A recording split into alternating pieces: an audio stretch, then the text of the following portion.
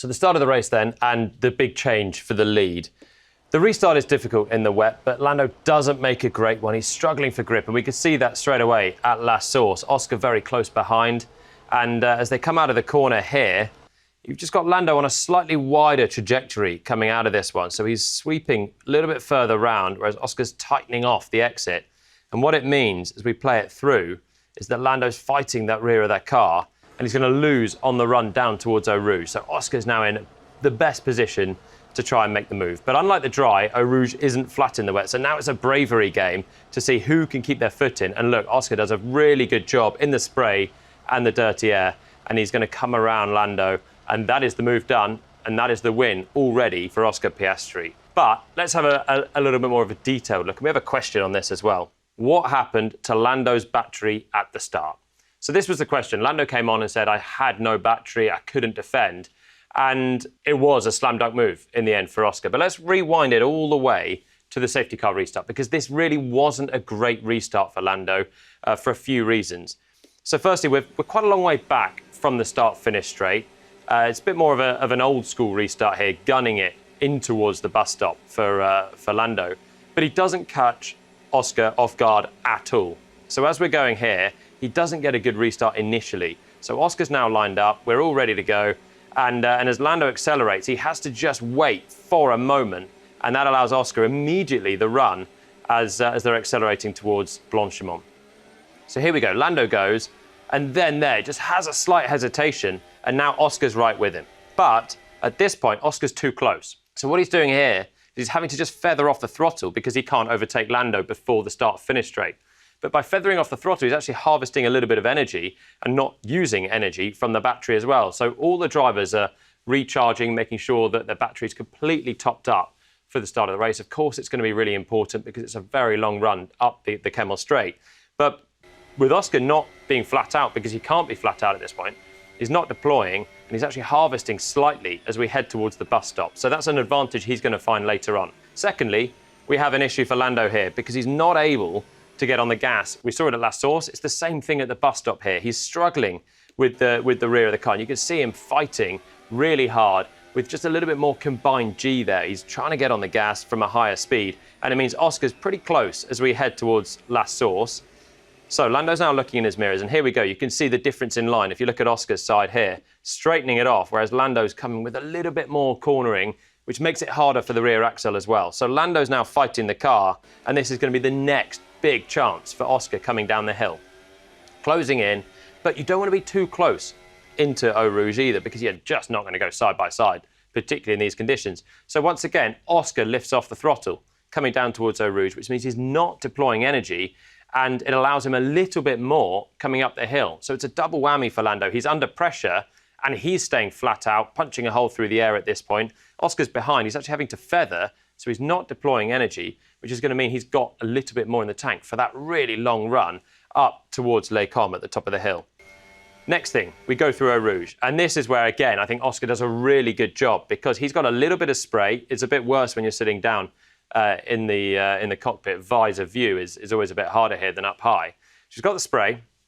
He's sitting here with a lot of dirty air, but he's able to match Lando, who's got a nice clear run through Eau Rouge. So the confidence he's got is just mighty.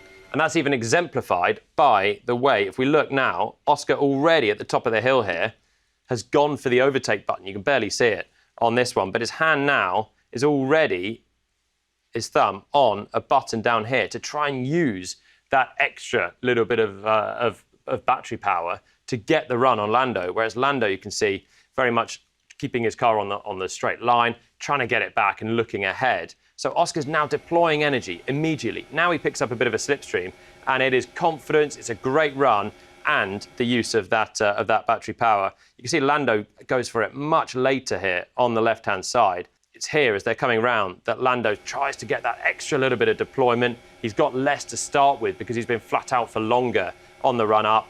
And that is why Oscar's managed to make it through. And that's also why Lando was struggling a little bit with deployment compared to Oscar. It was those couple of moments where he had to lift and then being able to run nicely through using the slipstream and getting so early on that overtake button as well, the energy deployment at the top of Radillon. And the earlier you do it on a straight, you take that gain all the way down the straight, whereas Lando waiting a little bit more meant that he was losing and he never got that momentum back before Les Combes. So full commitment move from Oscar. We can see a little bit more in the data. This is what we're looking at now. So this is the restart point, which was very early for Lando. I think he went early just to try and give himself a little bit of a feel for grip, perhaps through Blanchimont, find the braking for the bus stop when he couldn't be overtaken. So just to try and give him that little bit of learning. But in doing so, he is flat out all of this run. And this is where Oscar's having quite a nice lift off. It does drop his speed coming through Blanchimont, but he's not deploying energy from the battery at this moment. He's actually harvesting very slightly. So he also gets a better run initially. So that is not a good restart for Lando, which is why Oscar's able to do that and stay right with him. And then the same is true coming down towards Eau Rouge. We can see the lift-off that Oscar has. It's quite a long lift-off here, just down towards Eau Rouge, trying to back off, not be too close for the big moment. And then we get the blast coming through. And Oscar generally just a little bit quicker through Eau Rouge. He's got the momentum, he's in the dirty air, and it's super, super impressive. Lando just having a slight hover on the throttle as the red dips down as he's gone over the crest as well, which cost him even more at the start of that straight. But it's super commitment, basically, from Piastri. And then he's got the energy deployment to cement the move, but I think he would have had it anyway. And he's got the confidence that Lando doesn't have. And I wonder if there's something in there for Lando, who looked a little bit uneasy before the race. Of course, doesn't want the rain to come. He's on pole position. It's not easy to defend pole, even in the dry, as we saw with Oscar in the sprint. But remember, Lando, a few years ago, has found out what happens if you push too hard too soon at Eau Rouge with this crash in 2021. So once you've had a massive smack into the barriers, it is in your mind a little bit more. It's a perilous corner, and Lando's certainly more cautious than Oscar in the first lap, and it cost him the race win. Was my last chicane and turn one as good as they probably should have been? No. But would that have stopped Oscar from still passing me? It's impossible to know. He passed me so easily, the slipstream and the following effect, especially when you're the first car. You're kind of creating the first, like we call it, tram lines of water.